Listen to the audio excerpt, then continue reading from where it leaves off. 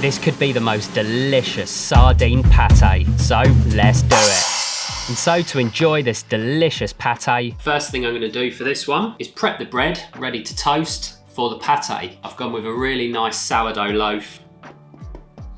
Listen to that, beautiful. You can use any kind of bread you like though, obviously. Sourdough, a nice white farmhouse loaf, whatever you choose. But this is what I'm going with today. Couldn't really be more simple. So take a serrated knife and you want to cut your sourdough into roughly 1/2 inch thick slices. About so thick. There's loads of flavour in the pate. So we want a nice, rustic, chunky, substantial bit of toast to hold up to all the big flavours that we have in our pate. So you want a nice, substantial bit of toast to spread it on. That is perfect. Once you've sliced up all of your bread, you can pop that to one side ready to toast.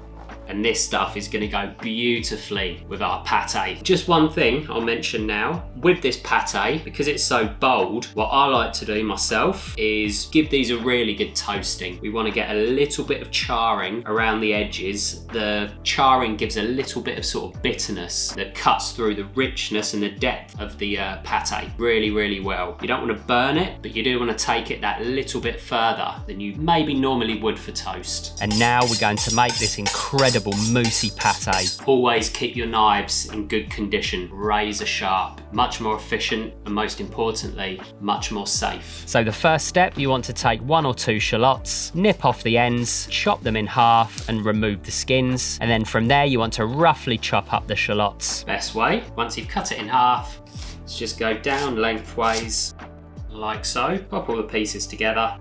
You can chop the shallots fairly roughly, to be honest, because we are going to be blending the pate. So just roughly chop it up like that.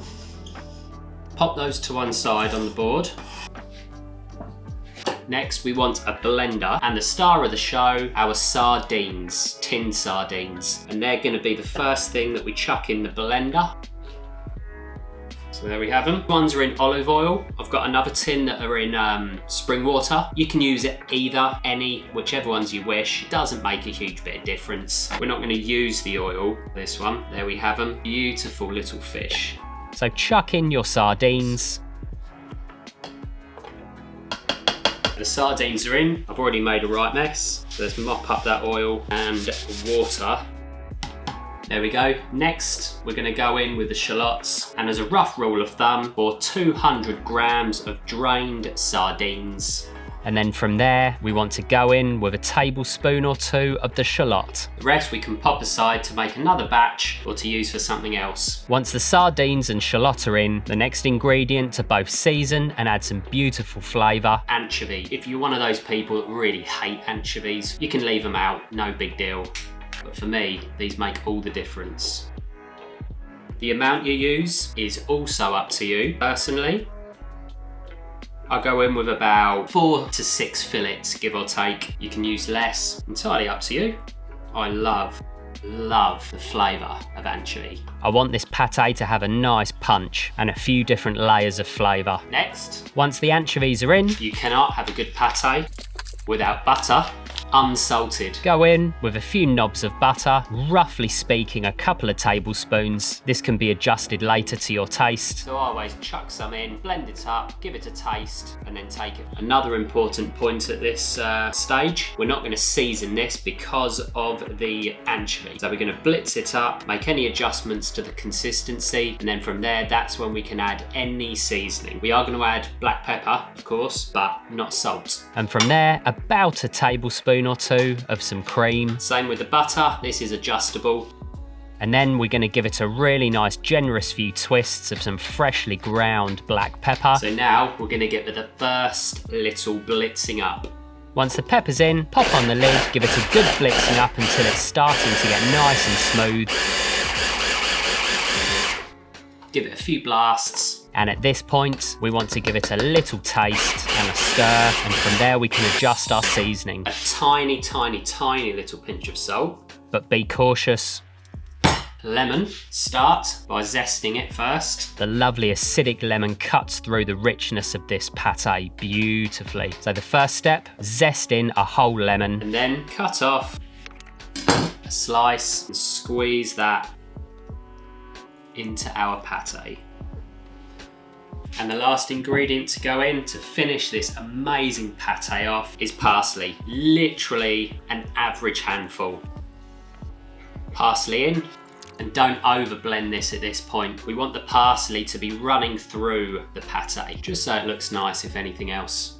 Blend it again for another few moments.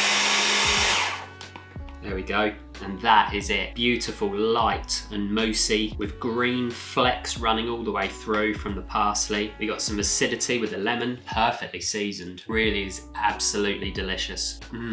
This now goes out into a bowl. Look at it.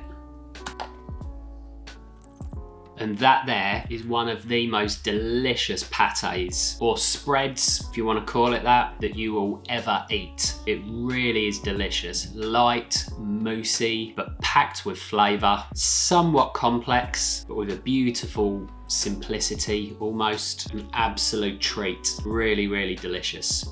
So pop on the grill, stick in your bread, toast off all your bread. Once it's done, we're good to go. So pop your toast onto the board.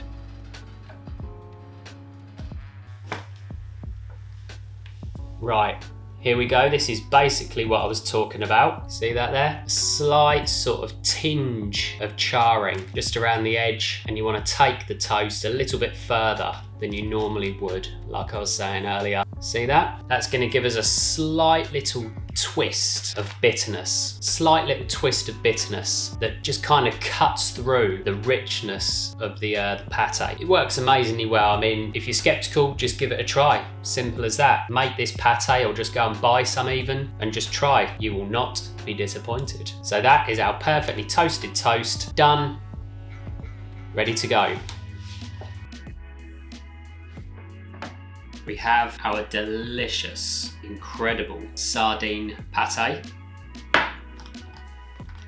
our toast. You want to spread the pate on the toast. Be nice and generous. So there we have it, our incredible sardine pate on sourdough toast. I am looking forward to this.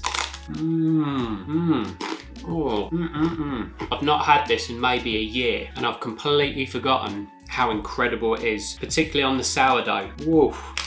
That crunch, that is a taste of the sea. Sounds like a cliche, that really is. That is yummy, very good. So if you'll excuse me, I'm gonna tuck in, polish this lot off. If you can hit that subscribe button below, give the video a like, head over to the website, thewckcountryKitchen.com to find full recipes, and I will see you in the next one.